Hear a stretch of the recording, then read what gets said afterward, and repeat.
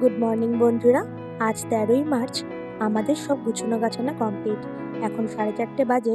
আমরা উঠে গেছি এবং সব চতুর্দিক পরিষ্কার পরিচ্ছন্ন করে ঘর বাড়ি এবার ঘর ফর ঝাড় দিয়ে আমাদের বেরোতে হবে 5টার মধ্যে, কারণ গাড়ি আসবে 5টার মধ্যে।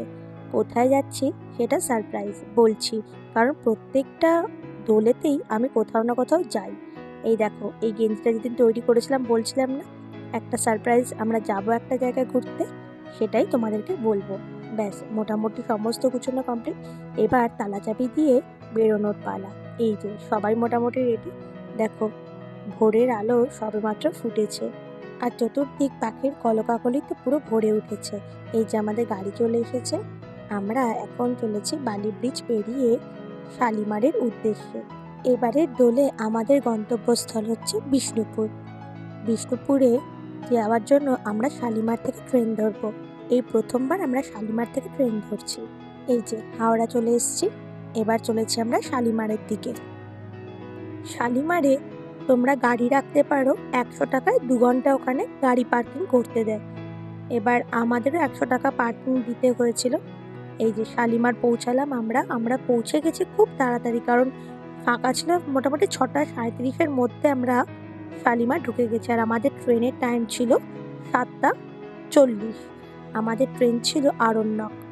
আরণ্যক খুবই ভালো ট্রেন, কিন্তু আর একটু পরিষ্কার পরিচ্ছন্ন হলে মনে হয় ট্রেনটা আরও ভালো হতো। তোমাদের ট্রেন দেখাচ্ছি। এই যে শালিমারের ভেতরটা হচ্ছে এরকম, কিছু দোকানপাট রয়েছে আর পায়রা চড়ে বেড়াচ্ছে এখন আপাতত। আর এই দেখো, সকালের আলো পুরো চতুর্দিকে ছড়িয়ে পড়েছে, কি সুন্দর সূর্য মামা উঠে পড়েছে। আর এইটা একটা সাবওয়ে রয়েছে, সাবওয়ে দিয়েও ওইদিকে মনে যাওয়া যায়। এই যে আমাদের ট্রেন দাঁড়িয়ে রয়েছে, এটা হচ্ছে আরণ্যক এক্সপ্রেস। এখানে না, এই আরণ্যক এক্সপ্রেসে একটাই এসি কামরা রয়েছে। এই যে আমরা ট্রেনে উঠে পড়েছি। ট্রেন ঠিক আছে, সবই ঠিক আছে। লেগ স্পেসও দেখো অনেকটাই বেশি, সিটও খুব কমফোর্টেবল, সব ঠিকঠাক থাকলেও এই দেখো জানলা দেখেছো, জানলাগুলো একদম পরিষ্কার না, মানে বাইরেটা তুমি দেখতে পাবে না। ট্রেন কিন্তু একদম এক্স্যাক্ট যে টাইম, সেই টাইমেই আমাদের ট্রেন ছেড়েছে এবং আমরা কিন্তু বিষ্ণুপুরেও উইদিন টাইমেই ঢুকে পড়েছিলাম। কিন্তু বাইরেটা তোমাদের দেখাতে পারছি না, একটাই কারণ, কাঁচগুলো একদম পরিষ্কার নয়। দেখো, কিচ্ছু দেখতে পাবে না। এই যে আমার খাবার চলে এসেছে ট্রেনের মধ্যে, এইটা খেয়েই তো আমার সারা দিন রাত যায়। এই যে আমরা বিষ্ণুপুর নেমে পড়লাম। বিষ্ণুপুর কিন্তু আমরা একদম টাইমে নেমেছি। আর দেখো, কাতারে কাতারে লোক নেমেছে বিষ্ণুপুরে।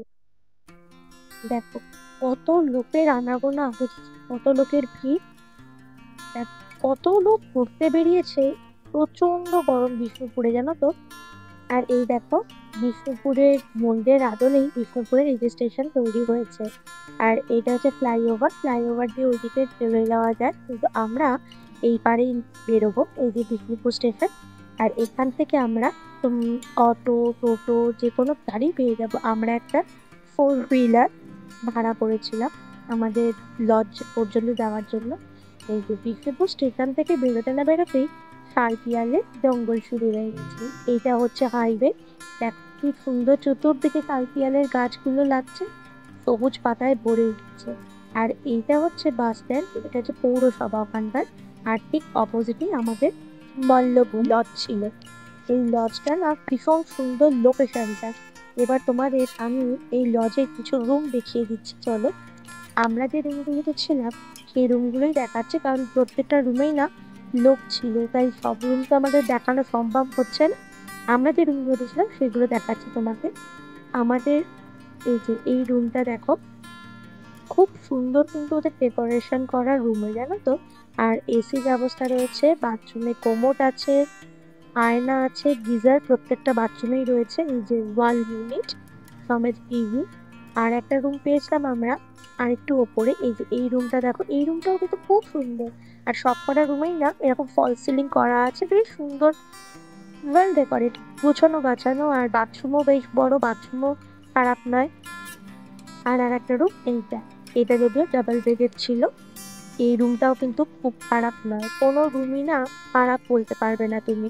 হ্যাঁ, একদম একতলার রুমগুলো, ওগুলো একটুখানি মানে 400 কম।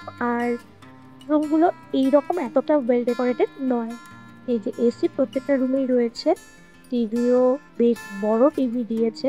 এই যে একটা টেবিল রয়েছে, সেন্টার টেবিল, আয়না রয়েছে। আর এই যে কিটগুলো দিয়েছে দেখো, কোলগেট, নিহার, আর এই তিনটে টিতে দিয়েছে, টাওয়াল রয়েছে। এবার আমরা সব স্নান টান করে আমরা চলেছি খেতে। আর আমাদের রুম ভাড়া পড়েছে 1400 টাকা করে।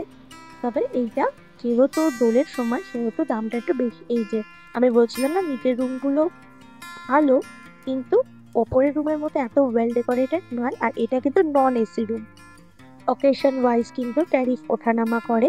এবার আমরা খেতে চললাম বন্ধুরা, টাটা, আবার পরের ব্লগে দেখা হবে।